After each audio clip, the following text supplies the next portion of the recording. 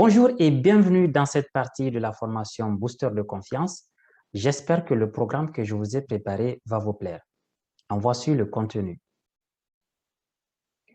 Dans un premier temps, nous allons parler de l'introduction du programme. Dans cette partie d'introduction, nous allons d'abord voir une définition de la confiance. Qu'est-ce qu'on entend par confiance? C'est un mot qui est devenu quasiment générique, que tout le monde utilise et dont la définition peut être, dans beaucoup de cas, très volatile. Nous allons voir concrètement que veut dire le mot confiance. Ensuite, nous allons parler de la dualité de la confiance. C'est là où vous allez voir que la confiance est constituée de deux piliers principaux, la confiance en soi et l'estime de soi.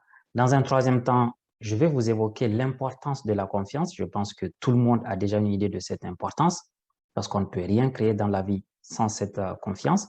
Et donc, nous allons voir quelques aspects qui nous soulignent cette importance de la confiance. Et toujours dans cette partie introductive, nous allons parler de la méfiance, donc le contraire, de la confiance. Dans un second temps, nous allons rentrer dans le premier module de notre programme où un focus sera fait sur la dualité dont je parlais tout à l'heure. Nous allons faire le focus sur la confiance en soi et l'estime de soi, les deux piliers de la confiance. Le premier focus sera porté sur l'estime de soi. Nous allons voir les piliers de l'estime de soi, en quoi elle consiste pour pouvoir savoir l'améliorer au besoin. Dans le second module, nous allons faire un focus cette fois-ci sur la deuxième branche de la confiance, à savoir la confiance en soi. Nous allons voir également les différents piliers qui la sous-tendent, comment les améliorer au besoin pour pouvoir toujours rester digne de confiance autour de soi. Dans le troisième module, nous allons aborder ce que j'appelle le potentiel de déstabilisation.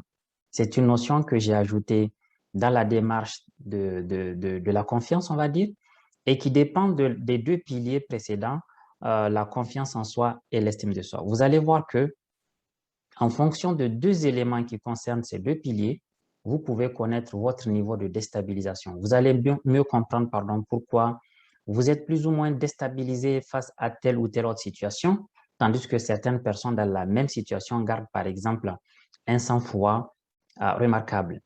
Nous allons ensuite, dans le quatrième module, aborder ce que j'appelle les biais de la confiance. Donc, il y a deux biais dont on va parler. Le premier, c'est la sous-estimation.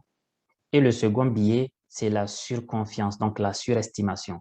Et vous allez voir que ces deux biais, malheureusement, ne dépendent pas forcément de la compétence. Il y a des gens qui sont très compétents, mais qui en souffrent énormément, au point de ralentir, on va dire, leur projet de vie.